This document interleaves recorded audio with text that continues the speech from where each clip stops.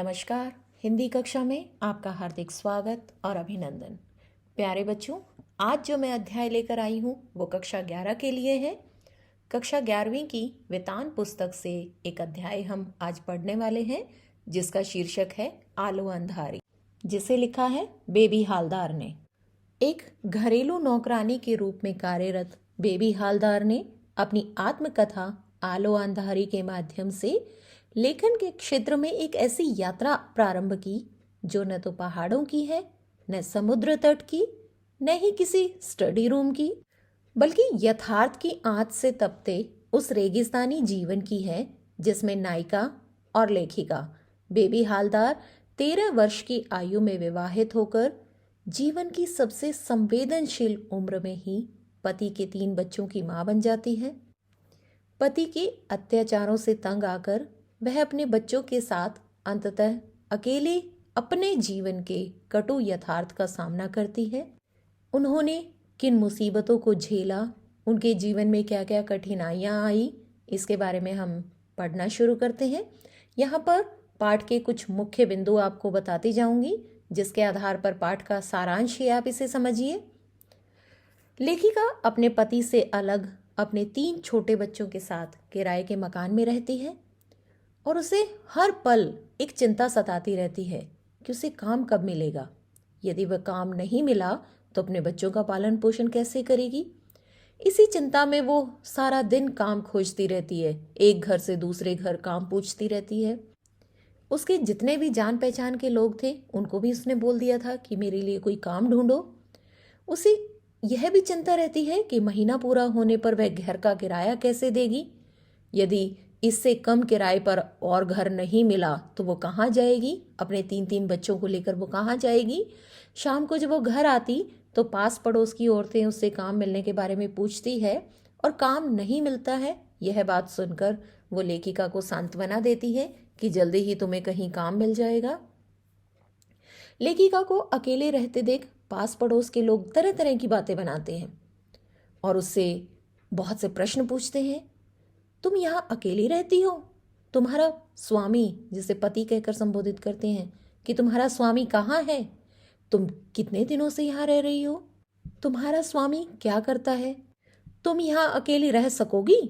तुम्हारा स्वामी क्यों नहीं आता? इस तरह के बहुत सारे प्रश्न पूछकर लेखिका को परेशान करते हैं। लोगों की इस तरह की बातें सुनकर लेखिका किसी के भी पास खड़े होने की उसकी इच्छा नहीं होती। लेखिका उसी समय अपने बच्चों को लेकर काम ढूंढने के लिए निकल पड़ती है। लेखिका की पहचान सुनील नाम के एक 30-32 साल के युवक से होती है। एक दिन वह उसे रास्ते में मिलता है और बातों बातों में उसे पता चलता है कि बेबी हालदार काम की तलाश में है। 2 दिन बाद सुनील लेखिका के घर आता है और उसे अपने साथ एक कोठी पर लेकर जाता है। कोठी का मालिक लेखिका को 800 रुपये महीना काम पर रख लेता है और काम बदले में क्या करना था, उसे खाना बनाना और साफ सफाई। जहाँ पे वो बेबी हालदार जी काम करने के लिए गई वहाँ पर पहले से एक महिला थी जिसे काम से हटा दिया गया और वो काम से हटाए जाने पर लेखिका को बहुत भला बुरा कहती है क्योंकि वो एक बांग्ला महिला थी और लेखिका को बांग्ला भाषा में ही भला बुरा कहती है। लेखिका कहती है कि अगर मुझे पता होता कि तुम यहाँ पर काम पर हो तो मैं कभी नहीं आती। तो इस तरह से उसे नया काम मिलता है। वो रोजाना सुबह आती और दोपहर तक अपना सारा काम खत्म करके चली जाती। इसके बाद अपने बच्चों को नहलाती, खिलाती और उनके भविष्य के प्रति चिंतित रहती। जिस मकान में वो रहती थी उसका किराया ज़्यादा था जिसके कारण वो दूसरी जगह काम ढूंढने के लिए जाती है। लेखिका अपना घर बदलती है। बहुत ढूंढने पर उसे एक नया घर मिल जाता है। उस नए घर का किराया था 500 रुपये, लेकिन शौचालय दूर था। शौचालय दूर होने के कारण उससे बहुत सारी परेशानियों का सामना तो करना पड़ा, लेकिन और बाकी के किराएदारों को देखकर वो संतुष्ट हो जाती कि जैसे ये परिस्थिति के साथ ढल रहे हैं, धीरे धीरे हो सकता है कि मैं भी परिस्थिति के साथ ढल जाऊं। लेकिन उस जो नया मकान था उसमें पास पड़ोस वाले लोगों की उसे तरह तरह की बातें सुनने को मिलती थी जिसके कारण वो बहुत परेशान थी। लेखिका की आत्मकथा में एक नया अध्याय शुरू होता है जब उसकी मुलाकात उस नए मकान मालिक से होती है। लेखिका जिस कोठी में काम करती थी वो व्यक्ति बहुत सज्जन व्यक्ति थे। लेखिका की घर की सभी कामों में निपुणता देखकर घर के जितने भी सदस्य थे वो आश्चर्यचकित हो जाते हैं। उसके परिश्रमी स्वभाव को देखकर कोठी का मालिक उसके प्रति विशेष आत्मीयता दिखाते हैं, उसके व्यक्तिगत जीवन के बारे में पूछते हैं। उसकी दिनचर्या जानकर वो उससे कहते हैं कि मैं तुम्हारा बाप, भाई, माँ, बंधु जैसा हूँ। तुम अपने आप को कभी अकेला और बेसहारा मत समझना। तुम निश्चिंत होकर मुझे अपनी सारी बातें समझा सकती हो, तो मुझे बता सकती हो। तो लेखिका कहती है कि मैं आपको क्या कहकर पुकारूं?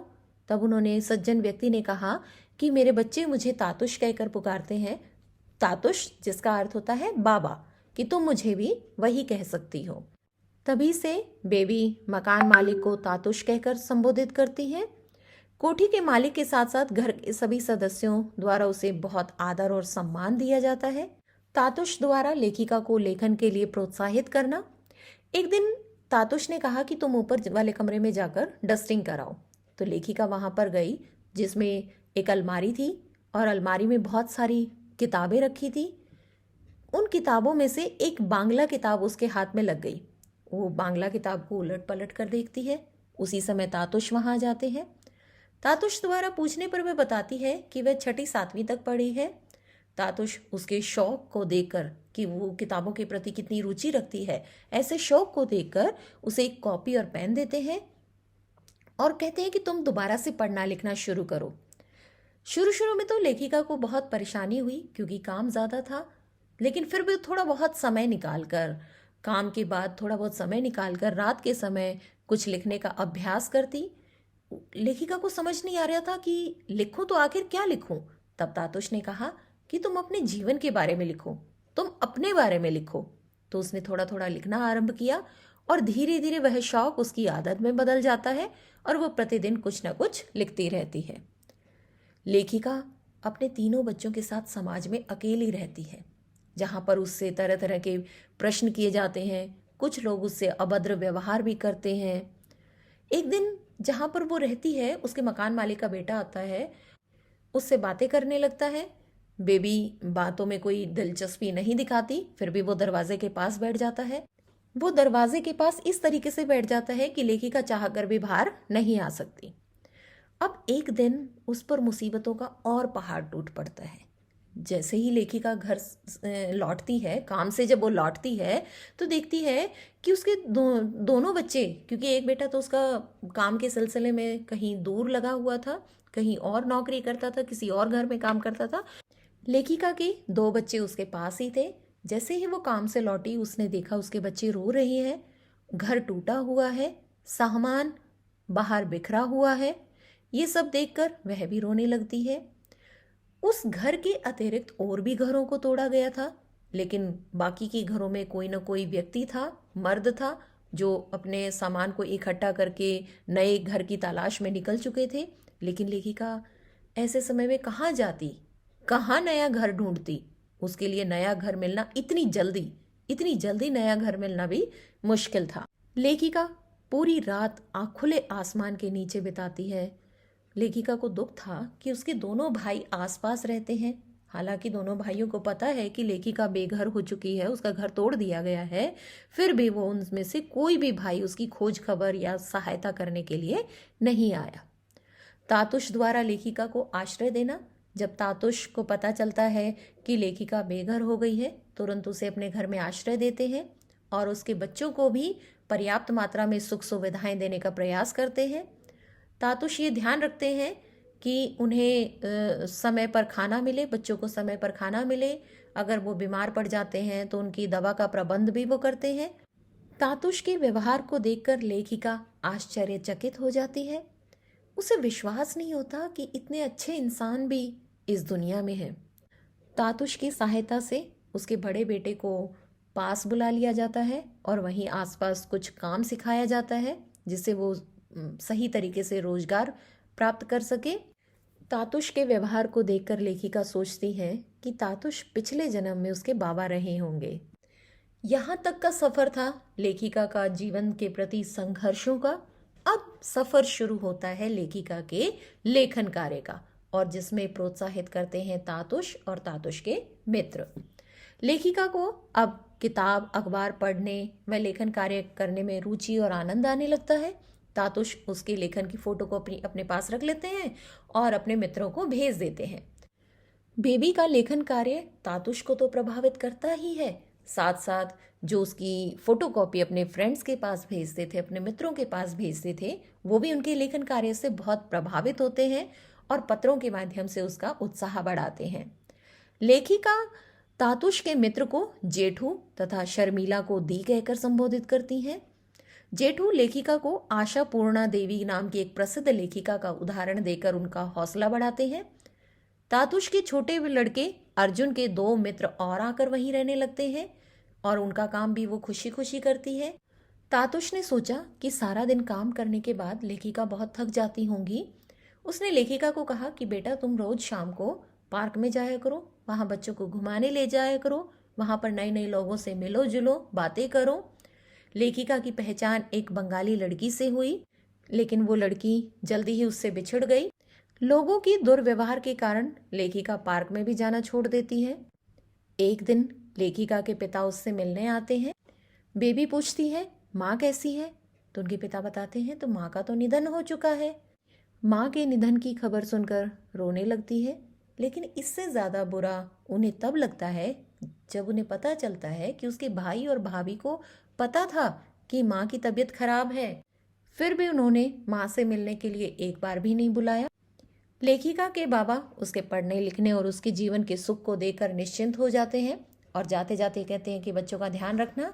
जो पिता लेखिका की पहले कोई खोज खबर नहीं लेते थे, अब वो उनका हाल जानने के लिए फ़ोन करते हैं।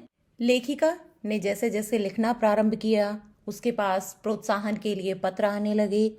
इससे लेखिका की लोकप्रियता बढ़ने लगी।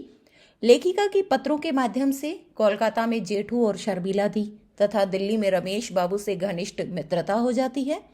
उसे आश्चर्य होता है कि उसके साधारण से लेखन को इतना पसंद किया जा रहा है। शर्मिला दी उससे व्यक्तिगत संबंध रखती है और लेखिका से उसकी पसंद नापसंद के बारे में पूछती है। लेखिका सोचती है कि यदि उसे तातुश नहीं मिलते तो उसको यह जीवन कैसे मिलता, इस प्रकार का रहन सहन और इतनी प्रसिद्धि कैसे प्राप्त होती। उसके लेखन को इतनी लोकप्रियता कभी भी नहीं मिल सकती थी। और अंत में आलो अंधारी का अस्तित्व में आना। लेखिका का जीवन तातुश के घर आकर बदल गया था और उसके जीवन को एक नई दिशा मिल गई थी। उसका बड़ा लड़का जो उससे पहले दूर काम पर लगा हुआ था, उसे नजदीक ही काम मिल गया। दोनों छोटे बच्चे स्कूल जाने लगे थे और बेबी अर्थात बेबी हालदार एक प्रसिद्ध लेखिका बन गई थी। पहले उसे लगता था कि इस अकेले संसार में कैसे वह अपने स्वयं के अस्तित्व को बना पाएगी, लेकिन तातुश और उनके मित्रों के प्रोत्साहन से वह जीवन की जटिलता का सामना करने में सक्षम हो जाती है। अंततः वह दिन भी आ जाता है जब उसकी लेखन कला को एक पत्रिका में महत्वपूर्ण स्थान मिलता है। पत्रिका में उसकी रचना को आलो अंधारी बेबी हालदार शीर्षक से छापा जाता है। अपने लेखन को पत्रिका में छपा देखकर लेखिका अत्यंत प्रसन्न हो जाती है। तातुश के प्रति उसका मन कृतज्ञता से भर जाता है, जिसके फलस्वरूप वह तातुश के पैर छूकर उनसे आशीर्वाद लेती है। तो यही एक व्यक्ति हैं तातुश, जिन्होंने बेबी हालदार के जीवन की दिशा को बदल कर रख दिया और उसे एक प्रसिद्ध लेखिका बना दिया। यहीं पर हमने जाना कि बेबी हालदार ने लोगों के घरों में काम करते करते अपने जीवन की दिशा को कैसे बदल दिया। आशा है ये पाठ आपको अच्छे से समझ में आ गया होगा। अगली वीडियो में इसके प्रश्नोत्तर चर्चा करते हैं। मिलते हैं एक और नई वीडियो के साथ। तब तक के लिए धन्यवाद।